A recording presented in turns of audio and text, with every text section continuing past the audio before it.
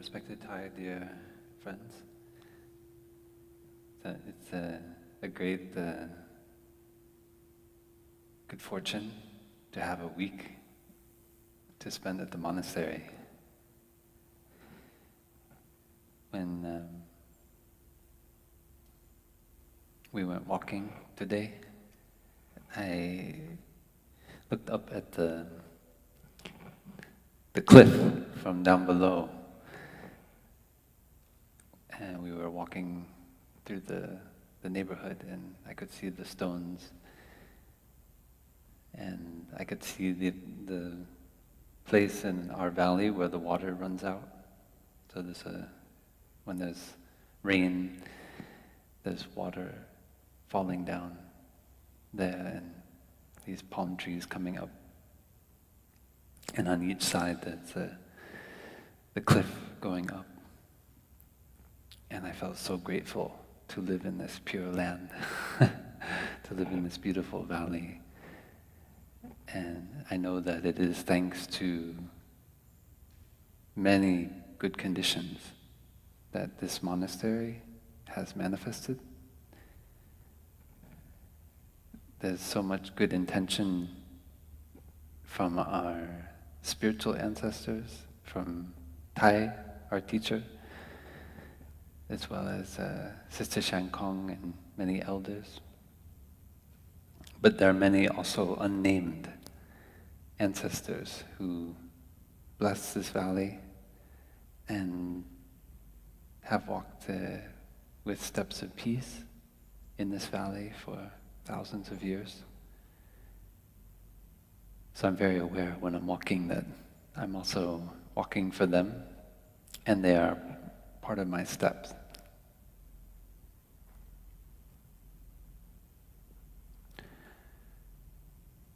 We've been studying the 40 tenets of the Plum Village tradition, which are a kind of insight of our teacher into the Buddhist tradition, and how Plum Village has penetrated into new areas, new vision, had new insights into the Buddhist tradition. And it manifested for our teacher in the form of 40, what we call tenets in English, Dinh Đề in Vietnamese. And so we've been studying them for a little over a year now, I think. Doing about one class on every one of the tenets. And it's very interesting. Some weeks, like last week, there were two people here. Brother Tony and Brother Min-an, or three, and Kenley, who was helping with the camera in the sound room. And then some weeks there are many people. Some weeks we've had twice as many as this. And it's fascinating to see how beautiful the Dhamma is, that wherever we are, we can enter into the Dhamma. We can somehow touch something in ourselves. It means we can touch impermanence, we can touch we can let go of our ideas, our notions, and touch peace and freedom. Even if we just came for a week, even if we just come for the day. Let alone if we can stay for a whole year. Like Brother Min Luk has been here the whole year, and Tony as well, almost 1 year.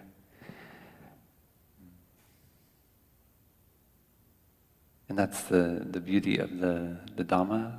The Buddha said the Dhamma is beautiful in the beginning, in the middle, and in the end. So there are very few things like that in life. There are some things that are really wonderful in the beginning, like a lot of our romantic relationships. And then they can be very difficult in the middle, and then hopefully they get better. Out of the suffering we transform. But and then there are some things like Like for example, playing a sport, like Brother Bin Luk was a pitcher on the baseball team. And at the beginning, I'm sure he had a lot of suffering. You have to spend many hours training to throw the baseball. And it's not always joyful. Sometimes it's painful. But then your body trains, and then after some difficult beginning, you start to get better in the middle, and then towards the end, you feel you kind of flow with your body. Is it true? Something like that? I was a runner, and so I experienced that. I had a lot of suffering and pain when I first started to run, but the more that I trained, then it got better, and then when I was very fit, I could run and I feel like I'm floating. It almost feels like there's no energy being expelled, being exhausted. I can just flow like the wind. So the beautiful thing about the Dhamma is that it's beautiful in the beginning. So when you just learn how to be aware of your breath, you already feel joy. Tai says that in a moment of mindfulness, there's already insight. So just being aware of your breath as you breathe in and out, you can look and see the learning, the insight that takes place. Every time I'm aware of my breath, there's something new. Usually many, many things that are new, that I notice about the breath that I didn't recognize before. How the breath is related to my emotions. I'm going to put this on the floor because I can't see. It's a beautiful flower. It's also beautiful on the floor.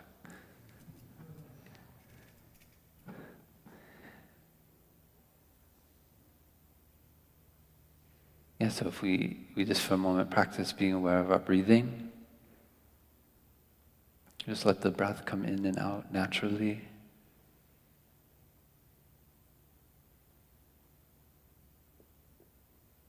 It's just like sound waves propagating through the air. They just go at their own rhythm, their own frequency. So just let the breath come in and out, and what we bring to it is our attention. Our attention to the sensation of the in and the out breath.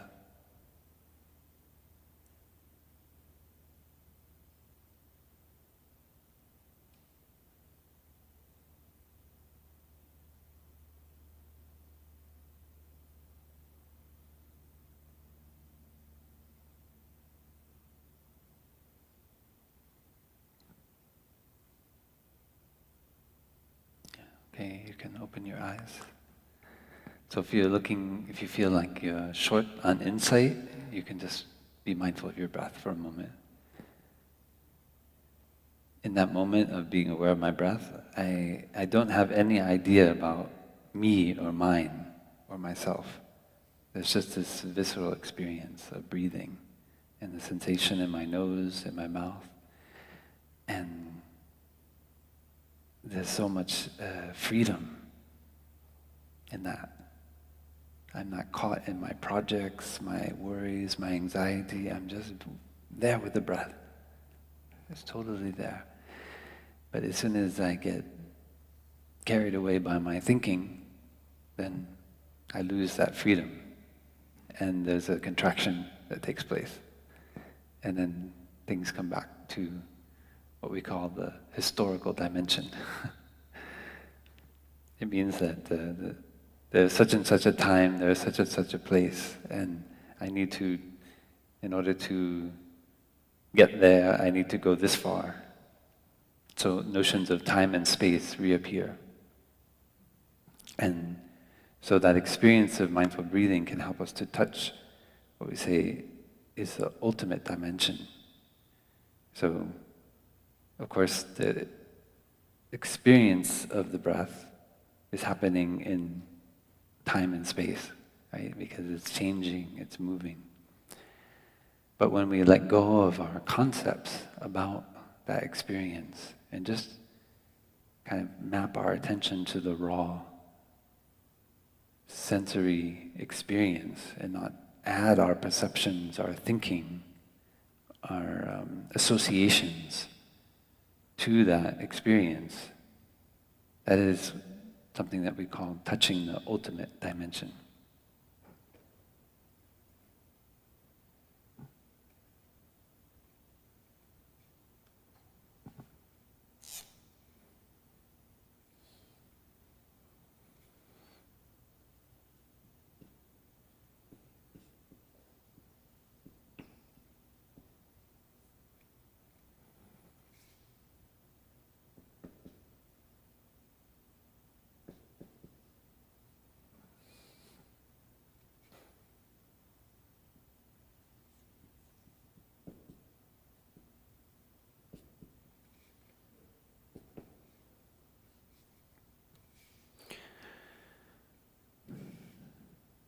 Everything in the Buddhist teaching is a skillful means to help us to be free. So we don't have to get too caught in even concepts like historical and ultimate. We just see them as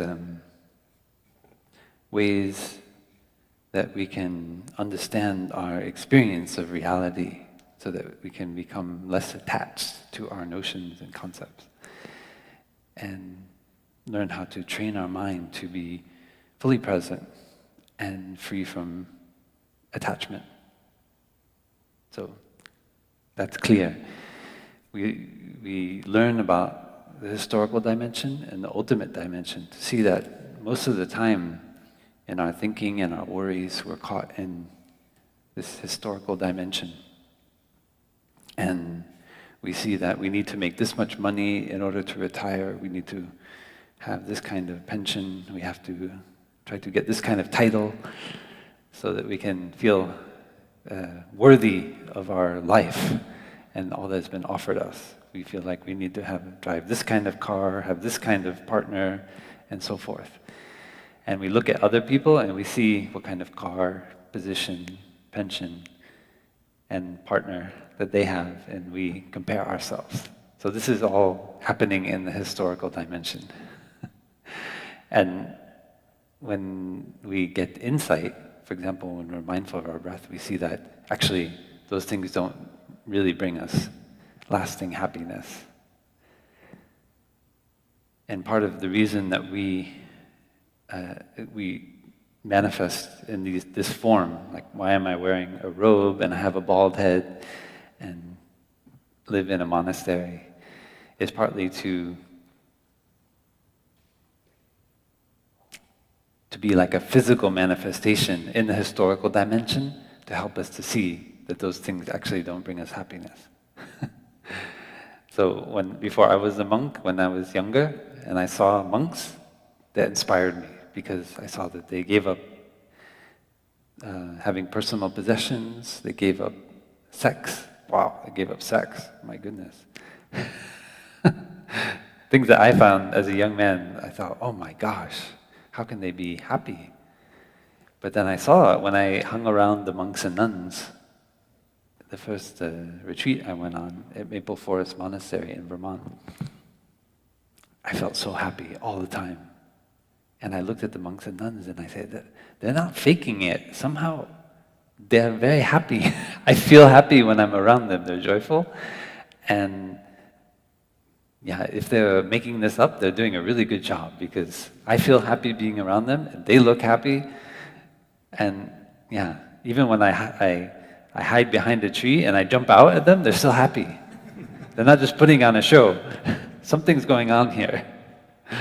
So yeah, so that's why the Buddha, to help people, he helped build a sangha of monastics and gave them a form in which to live, robes, precepts, and so forth, bald head.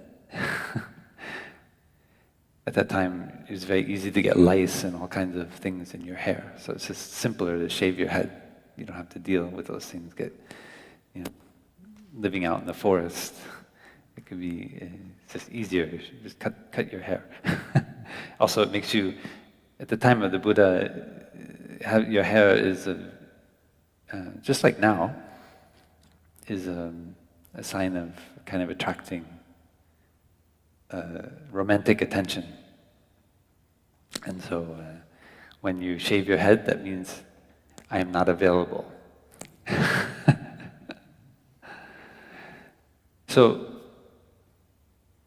but that doesn't mean that monks and nuns are not living in the historical dimension. It just means that we take on a form of living that helps us to let go of our attachments. So if I have too many robes, for example, like I'm a monk, and so I can start to have like a robe fetish and start to accumulate really nice robes, and oh wow, robes are really sexy, or something. And then collect lots of, like a robe with a golden thread or something like that, or translucent robes.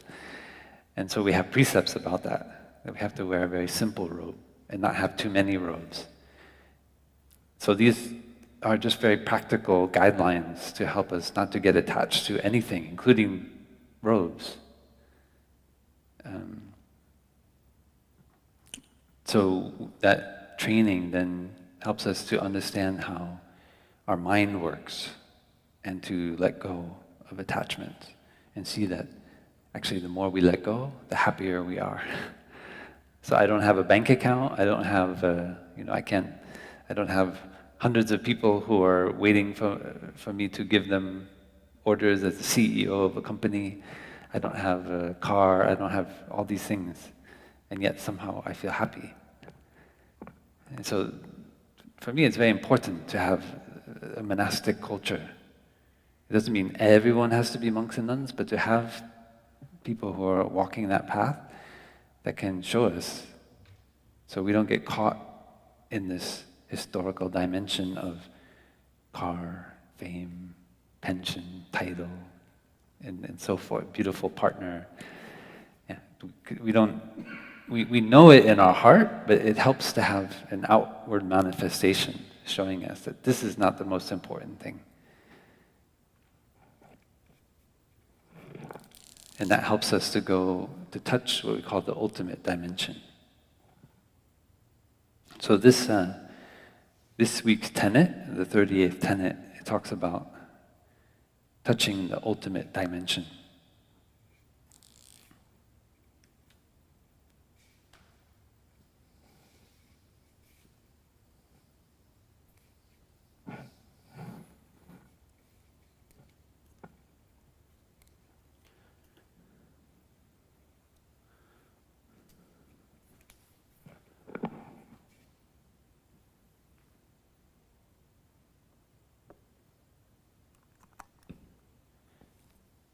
The reality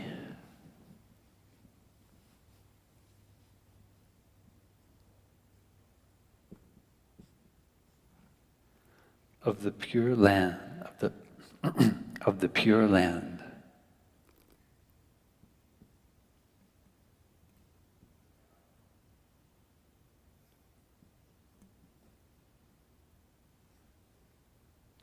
or Nirvana,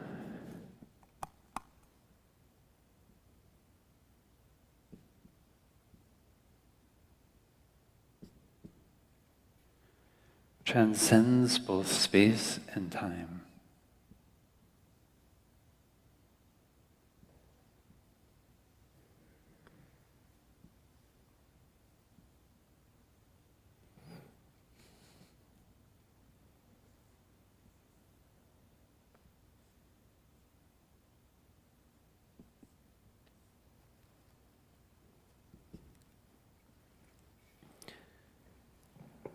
The reality of everything else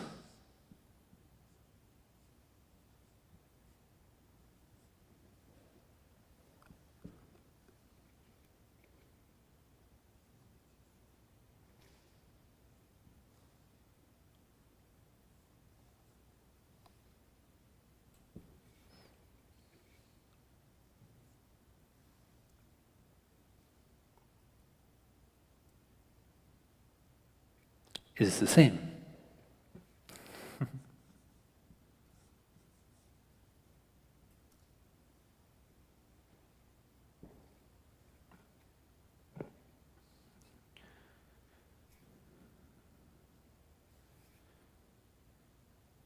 So in the first class, over a year ago, we learned that space is an unconditioned dharma. It means space is an unconditioned phenomenon.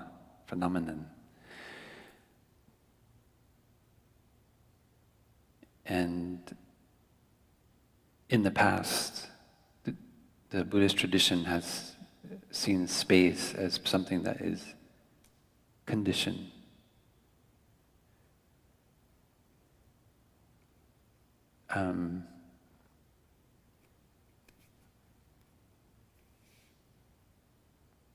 Sorry.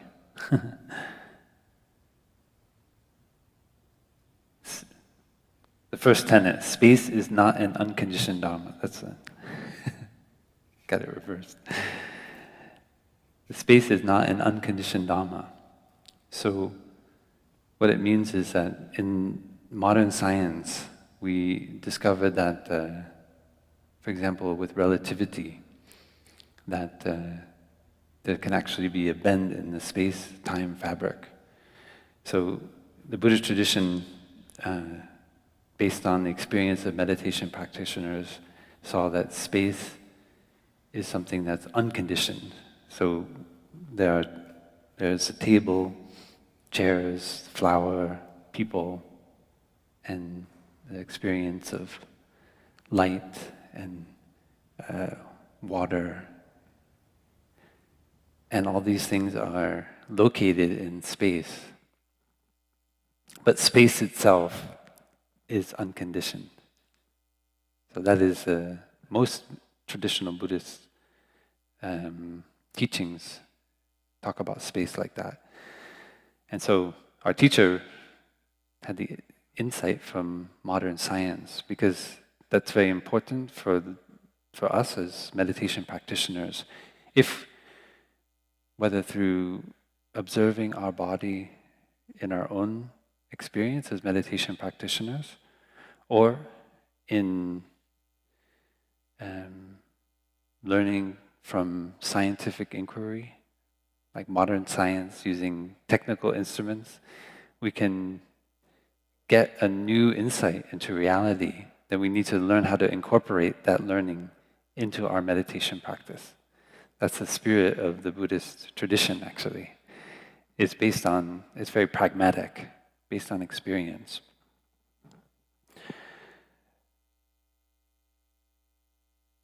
So, and then in the second tenet, we learn that as far as the historical dimension is concerned, all dhammas, all phenomena are conditioned. As far as the ultimate dimension is concerned, all phenomena are unconditioned. So it sounds like a contradiction. So what do you mean? But it's really about the way of looking, the way that we relate to our experience of our breathing, our experience of our seeing, hearing, touching. Everything is coming back to how is the mind functioning. And normally we tend to think of our experience of reality as being made up of a subject and an object.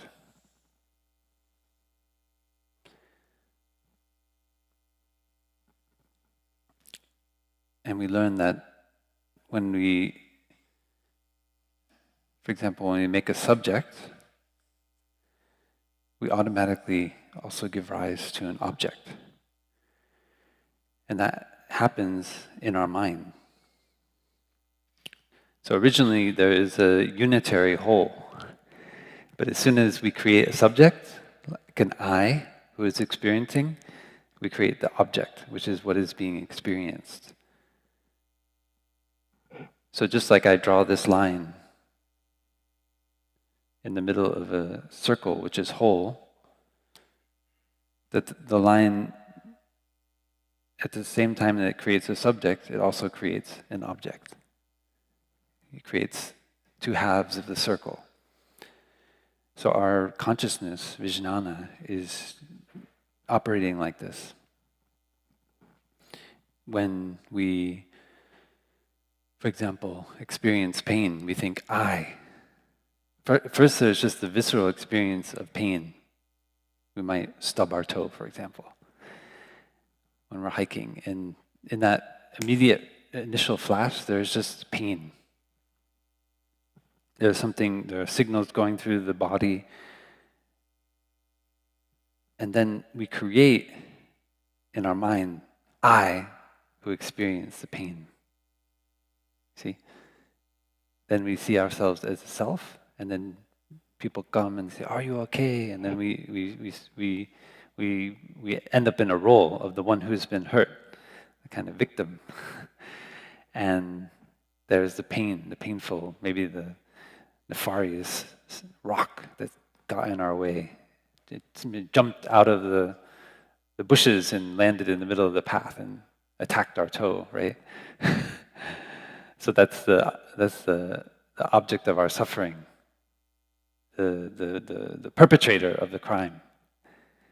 Or we can just be aware of the pain in our toe and say, oh, this pain. And you point to the stone, we blame the stone for our pain. And that's the Buddha's insight, is that most of our experience of life. And that's what's called ignorance. So we see that others are the source of our suffering. Forces outside of our control are trying to attack us, to try to do us harm. And it's all random. It's just up to fate. And and the best I can do is just try to protect myself and protect the people close to me from suffering and pain. But really, I don't have much control. So the Buddha saw in the Buddhist time, just like today, there are people who had that kind of attitude towards life. And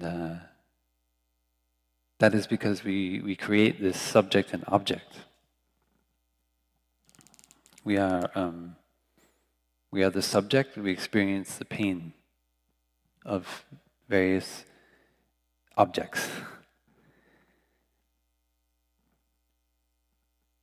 It could be at any level, the level of seeing, right? We might see people who look different from the people we trust and love, and then we feel some fear.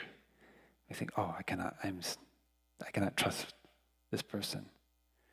And our heart becomes very small because we create this line between subject and object. So the practice of meditation helps us to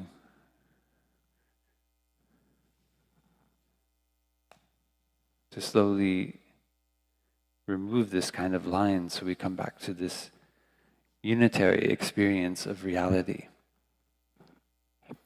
It means we move from the historical to the ultimate. We no longer divide up ourselves from separating ourselves from the object of our attention. But we see that the object of our attention and the experience of that object are inextricably intertwined. They are one unitary reality. And that is only the functioning of our mind that creates the separation.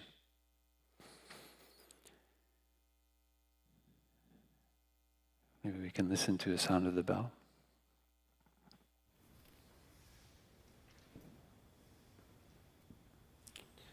Just bring all of our attention to the object of our meditation. And I'll put the flower back on the table. Because it is very beautiful.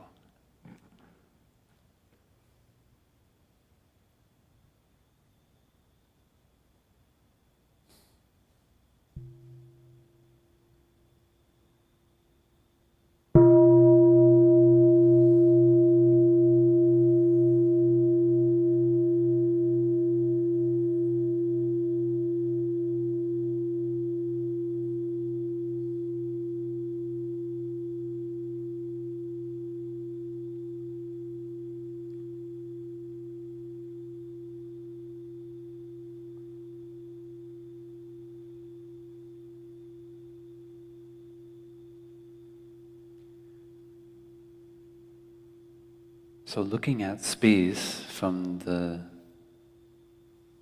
with the eyes of measurement is a conditioned, space is a conditioned Dhamma.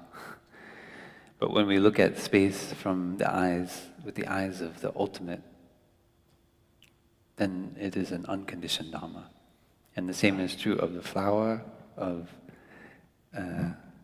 our own body, our own feelings. That's the insight of the second tenet.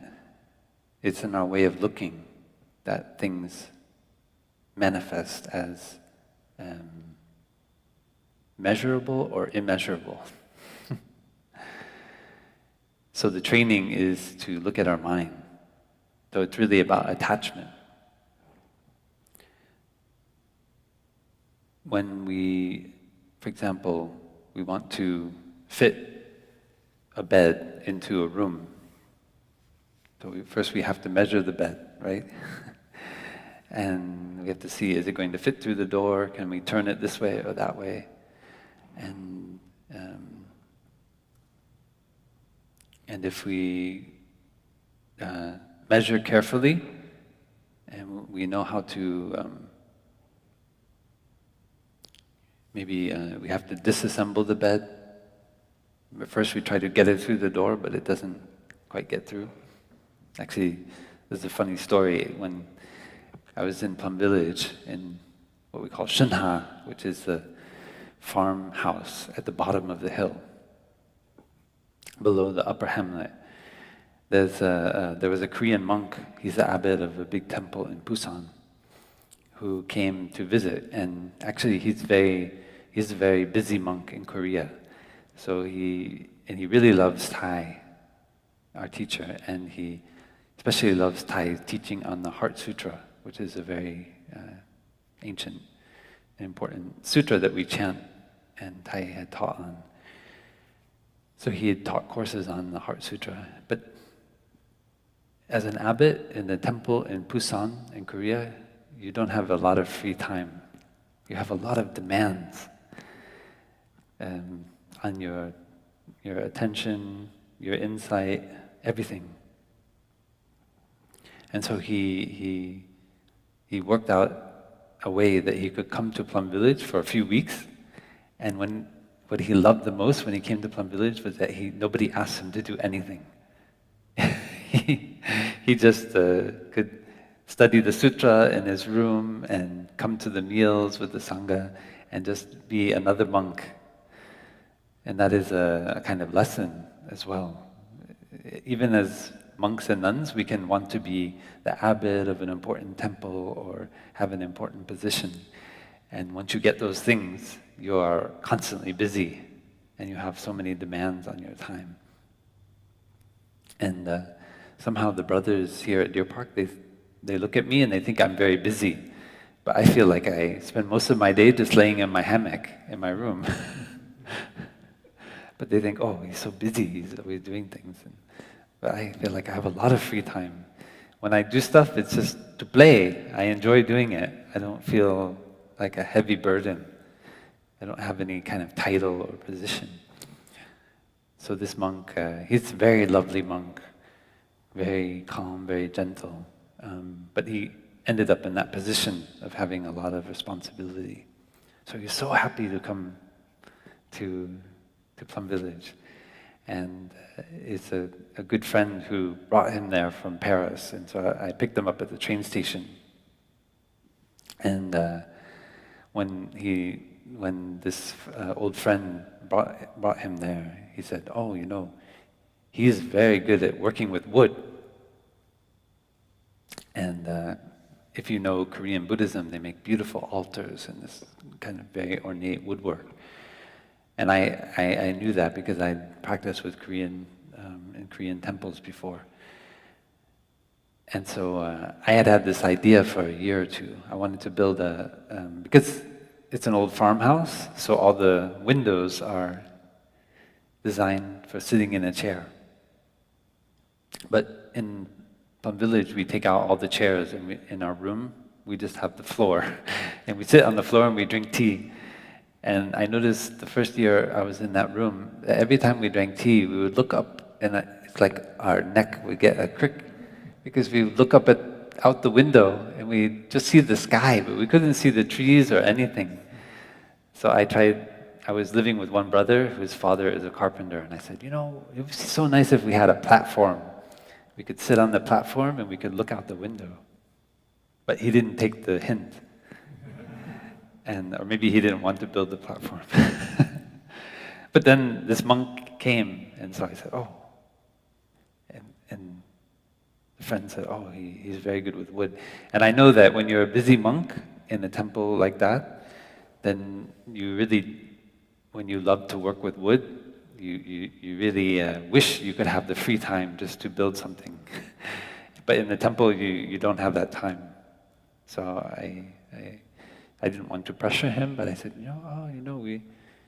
after a day or two of being there, relaxing, he said, I have this idea to build a platform in the room. And he said, we'll do it, but Korean style. So, we built this platform with a bunch of old wood we found in the barn. And we spent a day or two, and we measured, we knew exactly how it would fit in the room, but we forgot that we have to get it into the room.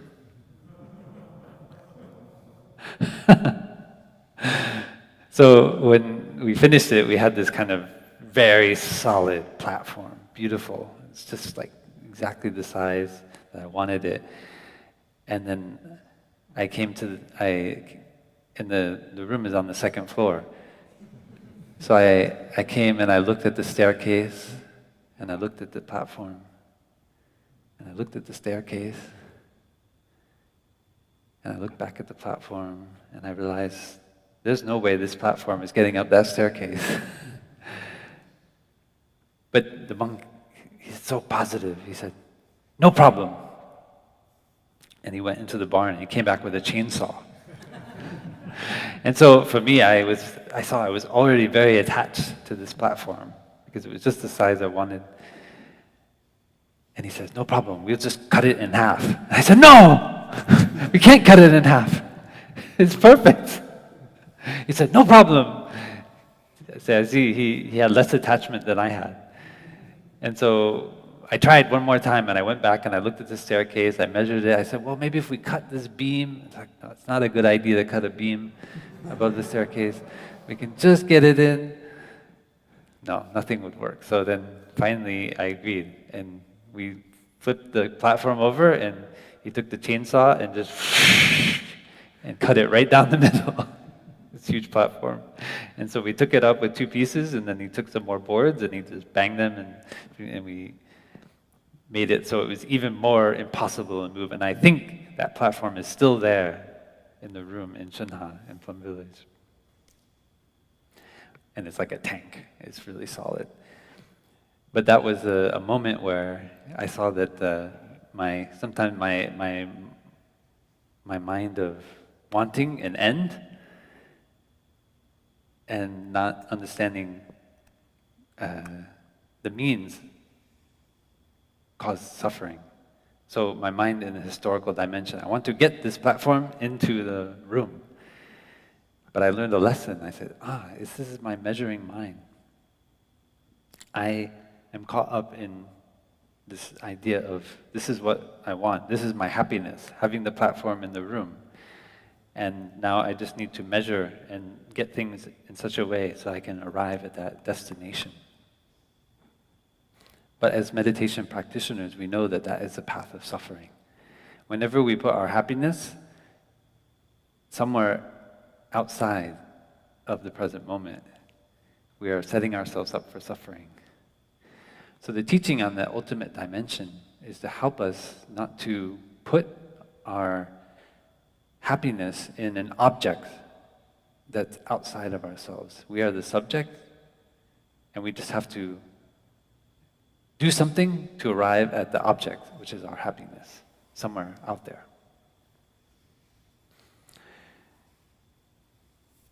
So we train when we're doing walking meditation, when we're doing eating meditation, when we're doing sitting meditation in the morning, to notice how we do that with our mind, creating this subject and object, separating ourselves from the object of our desire or the object of our affliction, because they are connected, the object of our desire and the object of our affliction.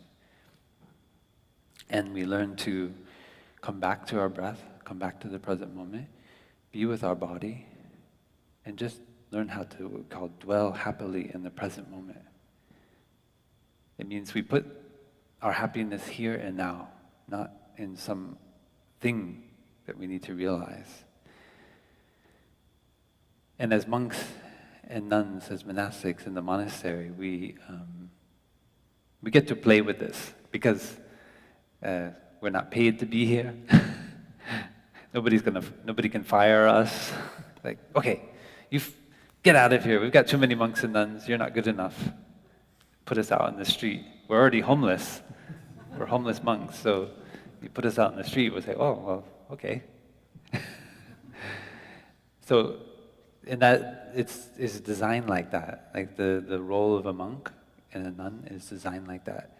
So we get to play around and have fun projects like that. Because the reality is, I didn't suffer very much. I was able to let go right away because I see this is all kind of, it's a play of my mind to help me to learn, to understand how I can get attached to the object of my desire. And so I was not always like that. But more and more as I live as a monk, I see like, oh, that doesn't work, okay, try that. Oh, that doesn't work, okay. And I just smile. And I can move amongst things in the world, but with less and less attachment. I don't need to have it go in a certain way or end up being a certain way.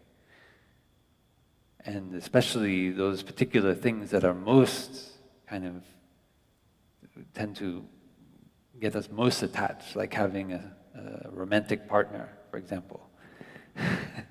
It's easy to go with the flow until she breaks up with you, right? And then, ooh! You know, I've experienced that before I was a monk, so I know.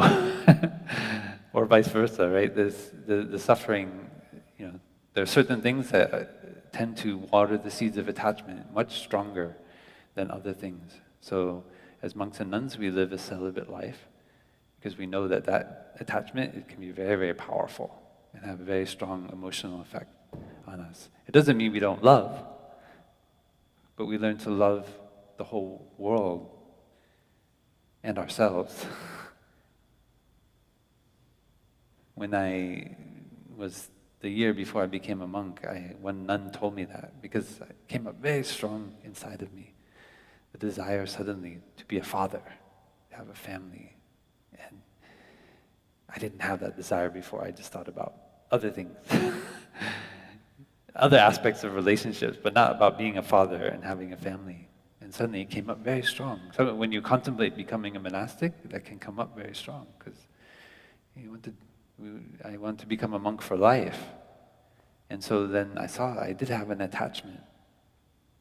And one nun, when I mentioned it, she said, as monastics we learn to love everyone. We don't confine our love only to a small group, you know, those who, blood relationships, romantic relationships. And it's true, if we look deeply, it doesn't mean we don't love the world, but in theory, but in reality, we spend a lot of time with a certain group of people. And as monks and nuns too, we live in the monastery, and of course I care deeply about my brothers and sisters here at Deer Park or in Plum Village. But I know as well that we live in a way that we don't foster the kind of attachment which causes me to like protect this group from that group, those people over there. But rather to have an open heart and to learn to embrace everyone who comes to the monastery, or everyone that we meet in the street, or everyone, even people who are causing pain and suffering and killing in the world, to learn to open my heart and have compassion for them. And the way I do that is by moving from the historical dimension touch the ultimate dimension. It means learning to, through mindful breathing, mindful walking, learning to let go of this subject and object dichotomy, what we call dualistic thinking.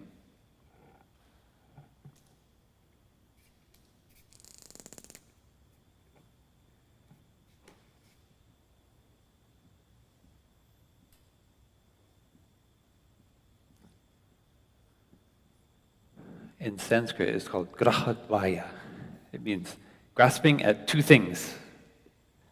So when we create subject and object, it's like we suddenly create two things: the subject, the self, and the object. The self is experiencing. And so it's called a grasping because we see that inside of ourselves, it's like the mind has a tendency to attach itself to certain things. The neural pathways which become very ingrained in our brain. And so we begin to behave in an obsessive way towards, in our thinking, and then that we apply that to things outside of ourselves, and then we suffer, and we make others suffer. And that's the insight of Buddhist meditation, is that the root of this is in this double grasping at what we perceive to be me, mine and myself, and then the object of, we see, for example, this body, this is me. And so when we get hurt, we curse ourselves, we curse other people, we become angry, we want to blame somebody for our pain and our suffering. But if we learn to let go of this double grasping, we just see that the pain is a manifestation. Due to causes and conditions, this pain has manifested. And if I look deeply into those causes and conditions, I can see, if I walk mindfully, if I'm not talking while I'm walking, for example, then I could be aware of that stone. I wouldn't think that that stone just jumped out of nowhere. I would be aware as I'm stepping to step over the stone instead of to stub my toe on it. You see, so it's because of my lack of mindfulness that I don't see the causes and conditions that give rise to suffering. And that is the noble truth of the Buddha's teaching, is the noble truth of suffering. So there is suffering, and suffering is not random. It's due to causes and conditions. And that's a really important insight. When you are mindful of, and we can never have enough mindfulness, of the causes and conditions that are there in the present moment, then you start to see that the pain and the suffering you experience is due to causes and conditions. It's not random. There are thoughts, there are actions, there's speech that have given rise to that suffering. You've set an intention, for example, to do something, and you just do it. You're like a railroad. You push through, and you make yourself suffer, and you make others suffer. So you learn how to let go and say, okay, how can I just be mindful of what's going on in the present moment, let go of my attachment to the outcome, and just be with this moment and see. And by doing that, I suffer less because I'm not driving myself to obtain objects of my object, which I believe will give me happiness. I'm able to touch happiness here and now. So that is the practice of moving from the historical dimension to the ultimate dimension.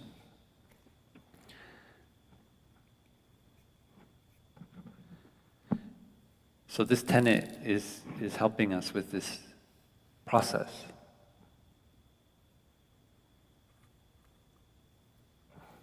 It's saying the reality of the Pure Land or Nirvana. So the Pure Land is a teaching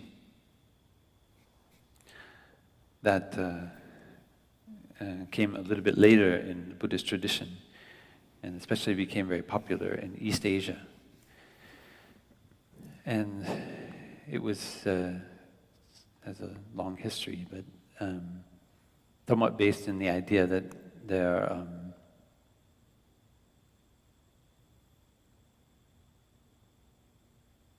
that Buddhism coming in contact with other spiritual practices in the probably in with the area of now what is now Afghanistan. At that time, maybe it was called Bactria, and of course there was this what we now call Zoroastrian practice of kind of maintaining an eternal flame that was very, very ancient, and ideas about good and evil. And so some of these things came in the popular culture, impacted Buddhist culture. And so there came to be ideas like there are pure lands of certain Buddhas. There are many kinds of Buddhas, and there's for example, Amitabha Buddha, who lives in the West. And if we can just focus on that Buddha, especially when we are breathing our last breath, that we can be reborn in that land of Amitabha Buddha. And in that land, there are only awakened beings, bodhisattvas and Buddhas. And every day, you get to hear Dhamma talks. You just walk around that pure land, which has lots of fountains and water and all the wonderful things that people were missing in very dry, arid areas. So they dreamed about like a land with lots of water and diamonds and beautiful things. And there are Buddhas there, and many kinds. There's a Buddha in the West, there's a Buddha in the East, a Buddha in the North. And when you go there, you can, everywhere you go, you can listen to Dhamma talks. And you learn how to transform your suffering into happiness. And so that was the expression of the wish of some Buddhist practitioners, because maybe they felt like they didn't have enough conditions in their lifetime to touch Nirvana. So they just dreamed about being able to do it in some kind of afterlife, when they didn't have all the suffering they have in the present life. And so we call that kind of superficial kind of Buddhism. The beauty, I feel, of the Buddhist tradition is that you have many layers. And there's a recognition that there's a kind of surface layer, and sometimes when people are suffering greatly, they need that kind of teaching in order to help them to go in a certain direction. But if once they get in the door, then they have to let go of that teaching to touch the deeper reality. And the deeper reality of the Pure Land is that it is a matter of our mind. Wherever we go, we can create a Pure Land. It depends on how we approach the situation. If we learn to let go of our attachment, no longer grasping at this ideas of subject and object, then the Pure Land manifests right here and right now. We are sitting in the Pure Land of Amitabha Buddha. It's only just our mind which is distracting us from that reality. It means, actually, Amitabha, the name, it means limitless light. And if we know in modern science, modern physics, there's light everywhere, photons in every direction, even within our body. There's electromagnetic pulses that are firing in our body. So I like to meditate and be aware of this, that this body is a manifestation of light. There's light around and within. And when you do that, you go to the deeper meaning of Amitabha Buddha. the Buddha of the awakening, or the Buddha of infinite light. So there's a superficial teaching and a deeper teaching. And this tenet is looking at the deeper teaching of the Pure Land, that we can touch here and now the Pure Land. So we have a song And I don't know if we've sung it this week yet, which is, here is the Pure Land is here. I smile in mindfulness and dwell in the present moment. So it's a practice of, okay, maybe if we are raised Christian, or in the Judeo-Christian tradition, we believe in heaven, or the kingdom of God. And we see it as a place that if we live a good life, we can go to that place. And when we suffer in this life, we experience loss of a loved one, or a downturn in our economic situation. Maybe we become caught up in drugs and alcohol, but we somehow, deep in our mind, we hold on to that idea of heaven. We say, somehow I can still get there in that Pure Land. So the insight of this deeper teaching of the Pure Land is that I can touch it here and now if I just let go of my expectation. Let go of any kind of idea about happiness and just allow myself to dwell in the wonder of this body right here and right now. It's incredible phenomena, this body, with blood flowing and electric pulses sending signals through neurons, through cells, glucose transforming in respiration into heat and CO2 and water in every mitochondria in our cells. It's all going on. And yet we have the kind of ignorant arrogance to say, oh, this is me. This is an incredible wonder of the universe, this body, these feelings, these perceptions. And to reduce it to a person or a self is almost kind of demeaning. It's so much more than just a name or a place or a person who likes this or likes that. So much more. It's really a wonder, like a cloud, like the rivers, like the snow, like the beauty of the wild landscape that we see out in the, if you go up to Yosemite, or I always think of when I was a kid and went to Alaska, and you just see limitless ice fields going off into the distance with no human beings anywhere. And it's just, there's no limit. You touch this limitless mind in those moments. So we've all had those experiences. And so the teaching and the practice of Buddhism is to be able to touch that kind of experience of limitlessness, of boundlessness in every moment, but especially when we get attached, when we feel like we're losing something, we're losing our happiness because we're losing our loved one. Some of you know that our teacher passed away in January,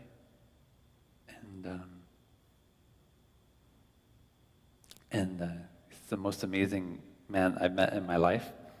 Maybe I meet somebody more amazing, but I mean, most amazing person, most amazing monk, yeah.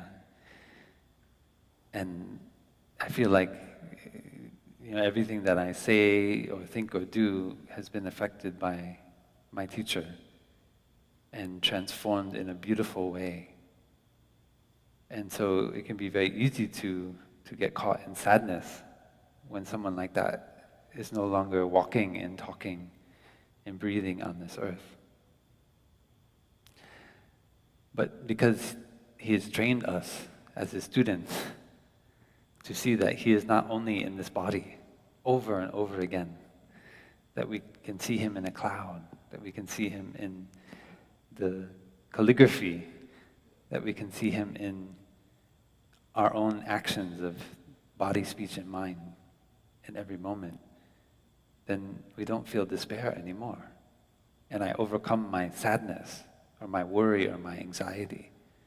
And I look at my brothers and sisters and I see Tai in them.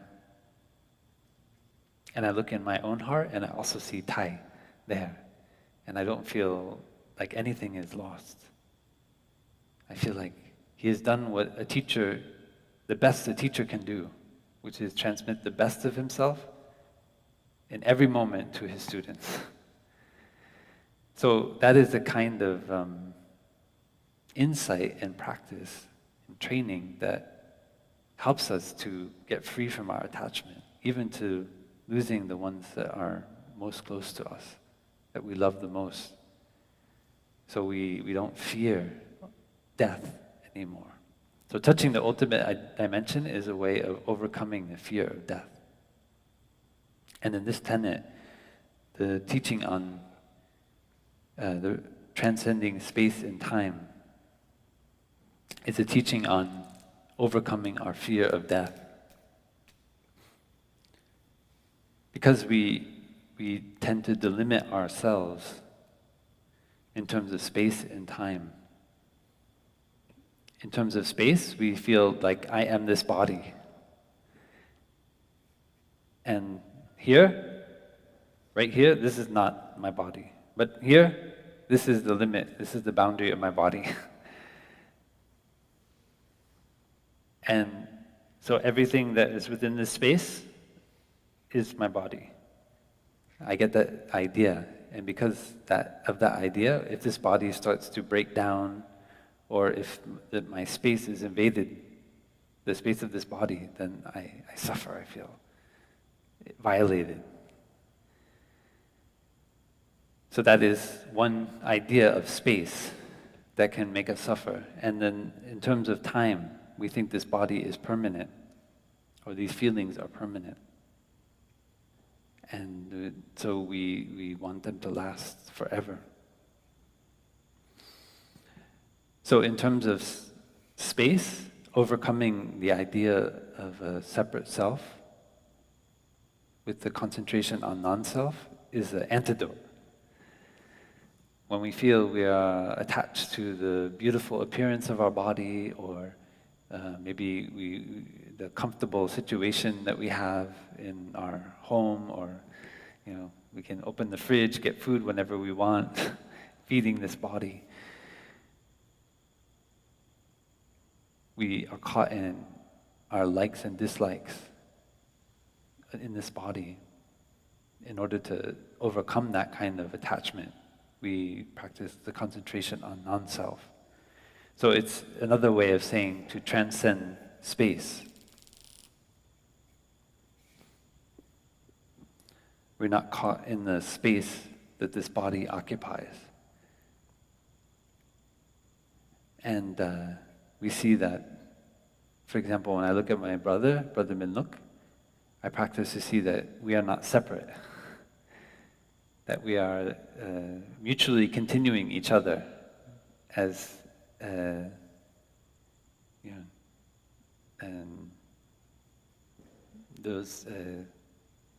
are as I cannot even say, as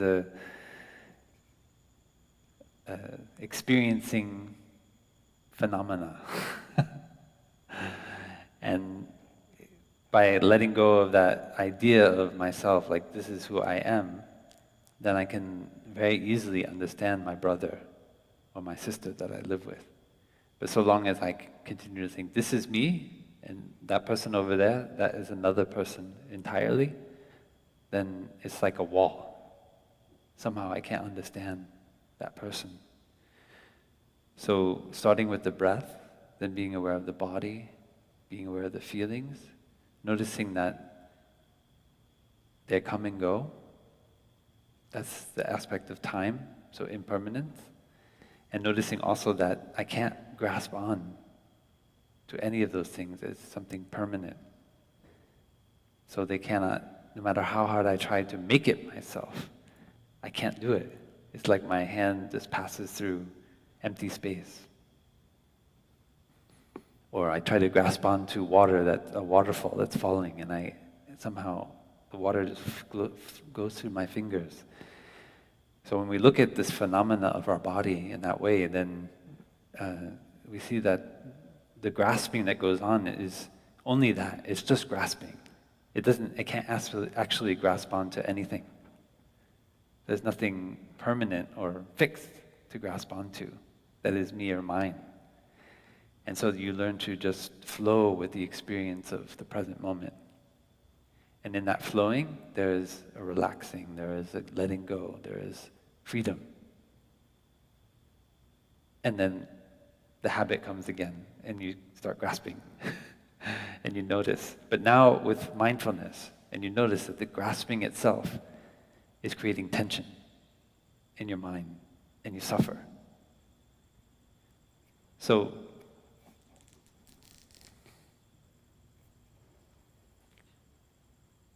you can practice. When you notice that you're suffering, look and see, is there something in space that I'm holding on to? This body, these feelings.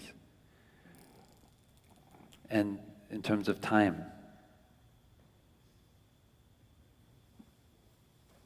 is there something I'm grasping onto?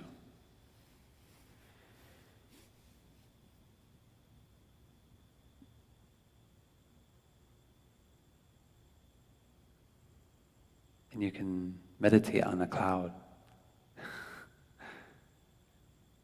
I think we had the hammock meditation. I don't know did any of you practice hammock meditation? All right. Yeah, so it's very helpful. You just lay there and there's nowhere to go, nothing to do. And you look at the cloud and you say, is the cloud grasping at anything? Just ask yourself, is it grasping at ideas of space and time?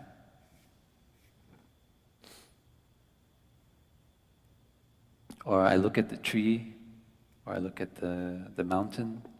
So they are all there as reminders for me to let go, let go, let go, again and again. And that letting go is not a violent act. It's you can gently put down, it's like you put down a glass of water. It's like, no, I'm not going to hold on to that glass of water anymore. You don't have to throw it across the room at somebody. So sometimes people come here and they want to destroy or uproot their ego. And it's like, okay, just let's learn to understand what you think is your ego. Because in that destruction, you might cause a lot of violence. And you make your ego, yourself, even stronger. Your idea about yourself. So there can be a gentleness to the practice. Putting things down. Okay, I don't need that anymore.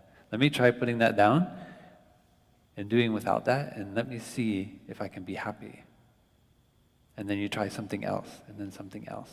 Like I don't need maybe that kind of food. I think that I need to eat that every day. But I try, today I'm not going to eat it. And then I pay attention. Can I be happy?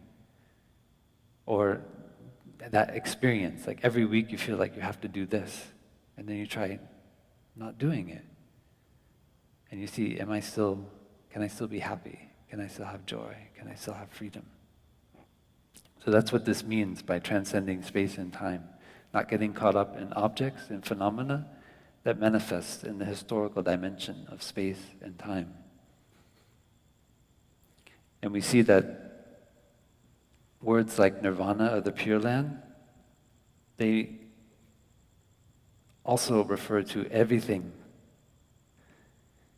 in reality. They are not objects that are out there like to attain. So Nirvana is not something that we, okay, if I go to this kind of religion, then they believe in God, so my practice is to touch God. Or I go to this place and they believe in Nirvana, so I'm going to go there and I'm going to do sitting meditation every morning, and I'm going to breathe mindfully and practice as hard as I can so that one day I can attain Nirvana. So you might come with that attitude, and in the process you create a lot of tension and stress and worry. Oh, am I going to attain Nirvana? Am I not going to attain Nirvana? Oh, it's just been a waste of time. So we create a lot of ideas and stress and worry in our striving for Nirvana. And so the insight of this second line The reality of everything else is the same. It's to see that this body, these feelings, these perceptions, they've already been nirvanized since beginningless time. They are already just fine. Just like the cloud, and like the flower, and like the wood on the floor, everything is just fine. It's already dwelling, it's already the Pure Land, it's already Nirvana. It's only your striving, your mind, that is creating this tension, this anxiety, this worry. And when you can learn to let go of seeking for something, seeking for Nirvana, seeking for the Pure Land, you can experience and touch it in the present moment. You have a real lived experience of it. It's not a belief, it's a lived experience. And of course, it doesn't mean you still don't have attachments, you still don't have worries and anxiety, but you get the taste of Nirvana, a taste of cooling down the afflictions, cooling down your worries and fears. And when you taste that, then you know your direction.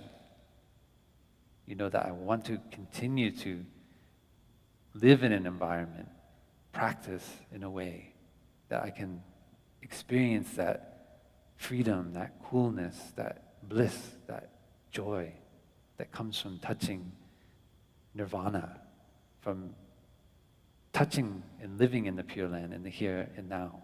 Not as an object outside that you want to attain, but as something you experience here and now.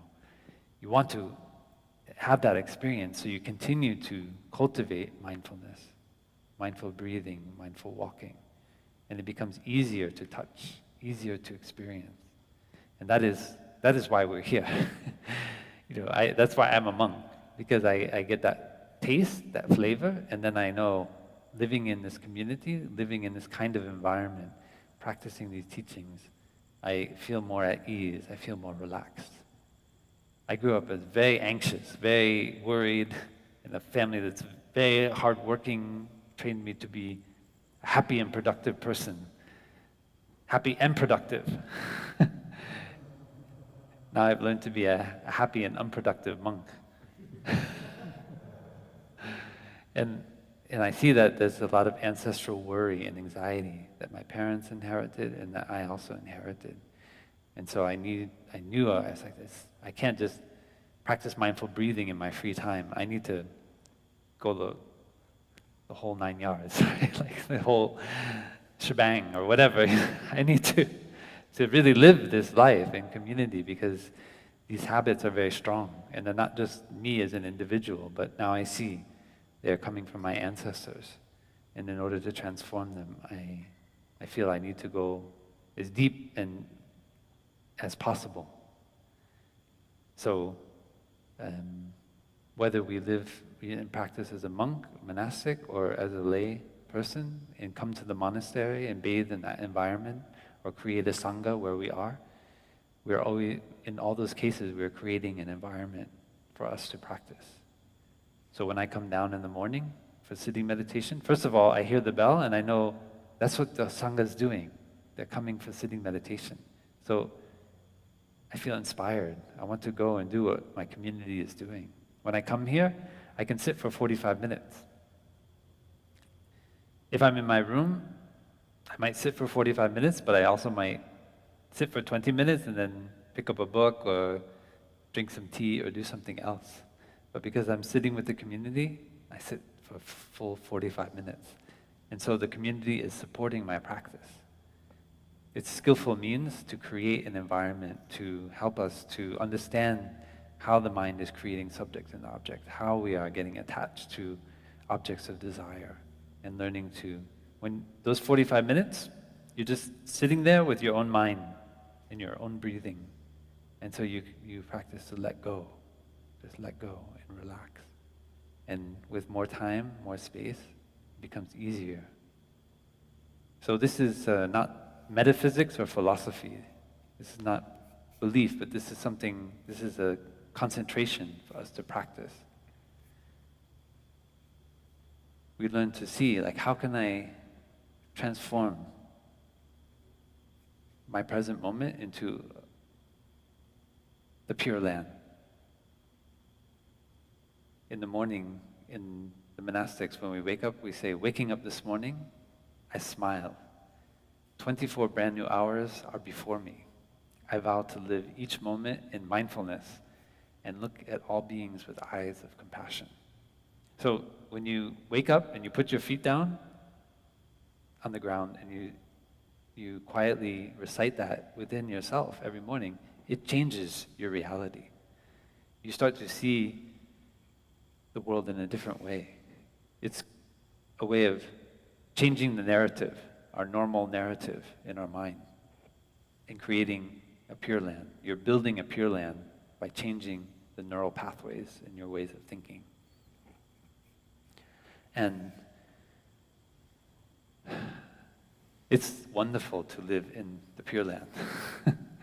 So you want to do it. You want to learn how to see others with eyes of compassion instead of seeing them as enemies or rivals or people who want to attack you or judge you. Within us are all those seeds, but we know that if we see love and understanding in others, then we water the seeds of love and understanding in that person. So we're helping them to bring out the Pure Land in themselves by our way of looking. When we look with eyes of suspicion, then we see a criminal. When we look with eyes of love, we see a suffering human being, and we give rise to compassion. That is how we create the Pure Land with our own mind. So this is how I try to practice, and I get a lot of joy and peace from it. So I hope it can help you to do the same. And we can see it in everything. It's not just some objectified religious attainment, Nirvana. It's something very practical. It's something we practice to touch in everything. So I encourage you to practice. You have a few more days here in the monastery. So just practice to see the asphalt you walk on as already being in Nirvana. See, like your own skin, your own organs, they're already in Nirvana. And then notice how it is your mind that's disturbing things. How is it that the functioning of your mind is actually creating suffering? It's taking you out of the situation of freedom that's already there, all around you. That's the practice of building a pure land. Okay, good luck.